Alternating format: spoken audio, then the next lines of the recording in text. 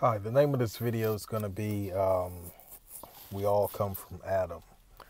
So, pretty much everyone knows the story of the creation, or at least the generally accepted version of the creation, which has Adam and Eve being the first two people and everyone being offspring from those two people. And that story, while if you're unlearned with the Bible, that story sounds accurate. But once you dig into the scriptures and start to get an understanding of the Bible, you'll find out that that story is a little bit inaccurate. So when Yahweh and the Elohim, which would be Jesus and the angels, when they created the earth and created man,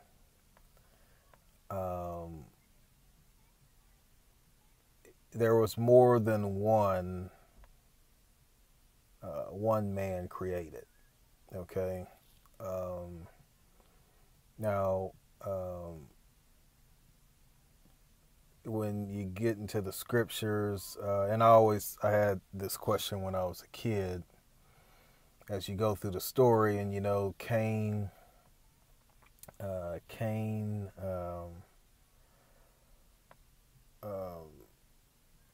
kills Abel, okay, who were both sons of Adam. And then Cain goes off to another land and he marries a woman. And so the question is, where did that woman come from? If Adam and Eve were the only two people, then Cain would not have anyone to marry, right? So, I had that question, and then, of course, searching around, there's, I think, it might be the Book of Adam and Eve, or one of those, so-called, I think, Dead Sea Scroll books that were found, which once you read through it, it doesn't 100% sync up with the Bible. So, it's obviously not an accurate book. But they tried to say, well, Adam and Eve had a lot of children, and basically Cain ended up marrying like his sister, or perhaps a niece or nephew, after several years, 50, 100 years, couple hundred years of the people multiplying on the earth. Okay, so that kind of, that made more sense to me. But still, again, those books aren't credible. And when you get into some of the other stuff that those books are talking about, you'll find that they aren't credible, and even the way that they're written, they're not written in the same way that the Bible is written, from a standpoint of fitting in as part of the scriptures inspired by Yahweh. So once you get more understanding and you look at the scriptures, and I'm going to touch on a handful of scriptures here. Let's see. So the first scripture I'll read is Genesis chapter 1, and I'm going to start at verse 26.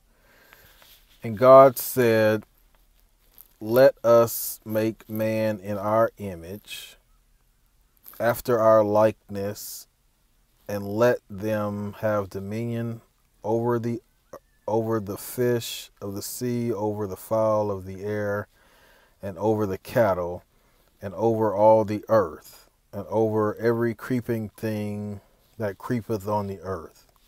So God created man in his own image. In the image of God created he him. male and female created he them. Okay. Now, it says male and female. So, male and female is plural. So that indicates that there was more than one man and woman created. Okay. And so, which I just noticed, I've got one of those precept Bibles. It's got a couple of chapters, a couple of scriptures here as precepts. Let me see. One of them's in Matthew. I'm not sure. This is kind of off the cuff. I wasn't planning on bringing that out, but let's see what that scripture says. It's Matthew. Let's see. Uh-oh, I lost it.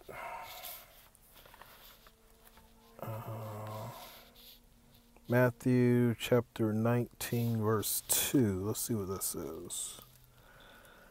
Matthew chapter 19, verse 2. Okay. Oh, verse 4, excuse me. Matthew 19 and 4.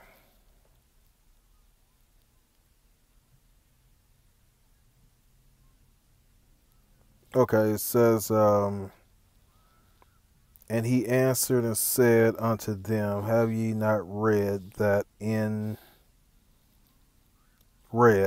he which made them at the beginning made them male and female?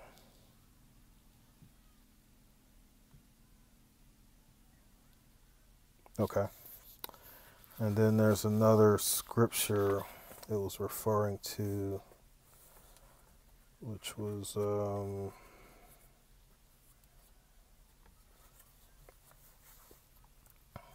let's see, which I think is Wisdom of Solomon chapter 2 verse 23. Let me see if I can find that. Kind of hard navigating with one hand. There it is. Wisdom of Solomon chapter 2 verse 23.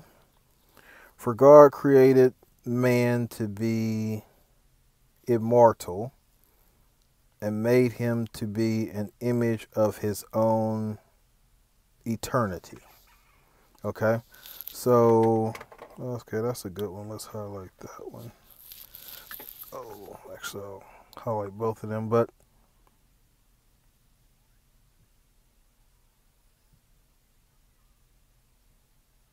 so, I guess to get back on point. So,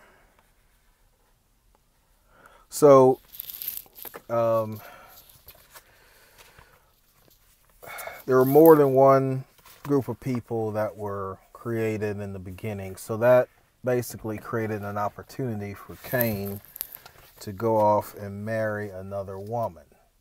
Now, Cain, when you get deep into the scriptures, you can see that basically Cain and Abel were pretty much kind of a original version of Esau and Jacob. Okay. I don't know of a specific scripture that says that Cain was of a different nation, but the Bible indicates that he was. Okay. And so, let's see, we're going to go to Genesis. We're going to go to Genesis chapter 4. Okay, Genesis chapter 4, verse 25. And Adam knew his wife. This is after Cain killed Abel. Okay. And Adam knew his wife and gained the share, and she bare a son, and called his name Seth. For God said, he hath appointed me another seed instead of Abel, whom Cain slew. And Seth, to him also there was born a son, and called his name Enos. Then began men to call upon the name of the Lord. So, when you talk about that's the creation of the original line, okay? So Adam to Seth, and then if you go to chapter 5, verse 1, this is the book of the generations of Adam. In the day that God created man in the likeness of God, made he him. Male and female created he them, and blessed them, and called their name Adam, in the day when they were created. And Adam lived, and it starts going through Adam's lineage, and it does not mention Cain in Adam's lineage. So you've got the holy lineage starting with Adam, going through Seth, Enos, and so on. And then you got totally separate, you've got a lineage for Cain. But again, so Cain is not in that lineage. So when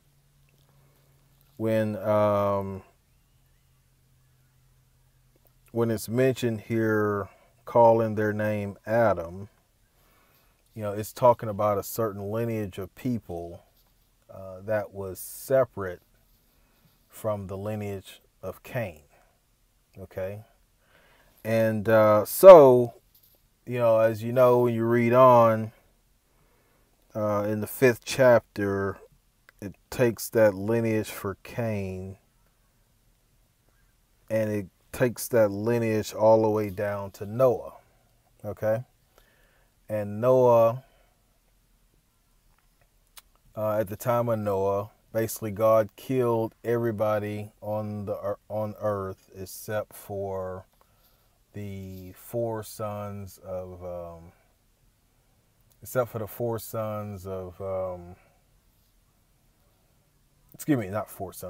sons of Adam. Of Noah. Slakia. He killed everybody except for the 3 sons of Noah. Sorry, I'm getting distracted with people walking by. I'm at soccer practice again.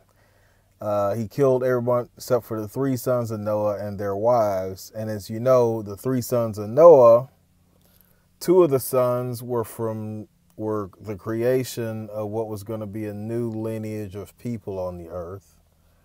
Okay, that being Ham and Japheth.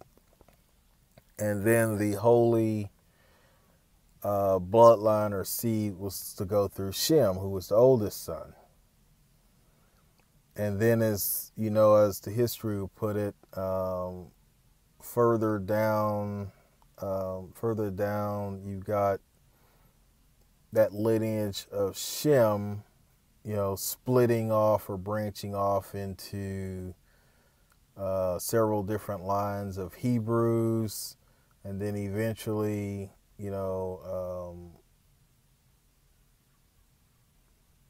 through Isaac, the last nation was born.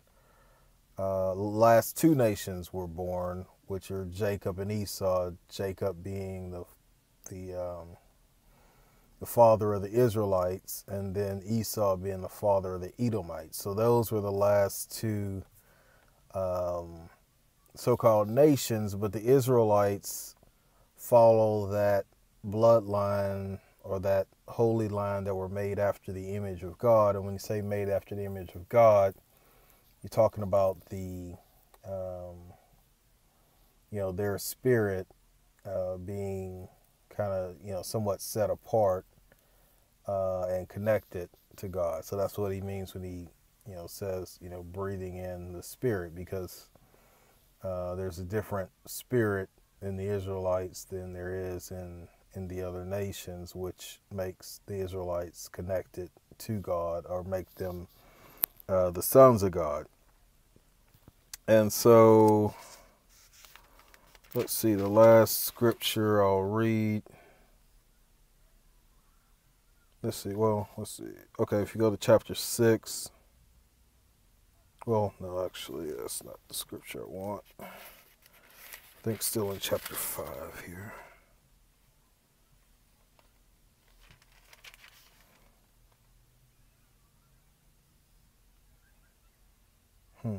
Did I not write it down? Okay, I did not write it down. So, yeah. So I wanted to get the scripture where it says that basically the sons of God, speaking about the sons of God, but instead let's go to 2nd Esdras chapter 6 verse 54. And just to clarify or prove, what I was just speaking about. Okay, 2nd Esdras. Okay, and after these, Adam also, whom thou madest Lord of all thy creatures, of him come we all, and the people also whom thou hast chosen. All this have I spoken before thee, O Lord, because thou madest the world for our sakes.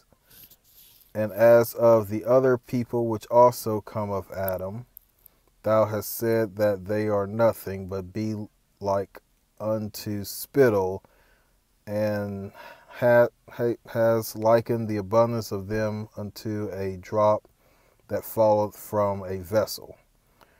And now, O Lord, behold, these heathens have begun to have been reputed that have ever been reputed as nothing, have begun to be lords over us and to devour us. But we, thy people, whom thou hast called thy firstborn, thy only begotten, and thy fervent lover, are given into their hands. If the world now be made for our sakes, why do we not possess an inheritance with the world? How long shall this endure? So basically that just again touches on everyone coming from Adam, and everyone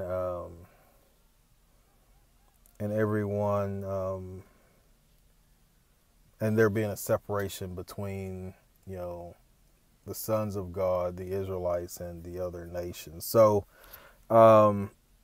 that's the lesson. So everyone comes through Adam, because of the flood and Noah, which Noah being the father of everyone who inhabited the earth after the flood, and him being of a lineage that goes directly back to Adam. So, all praises to Yahweh, in the name of Yahweh Shai, for the opportunity to do the video.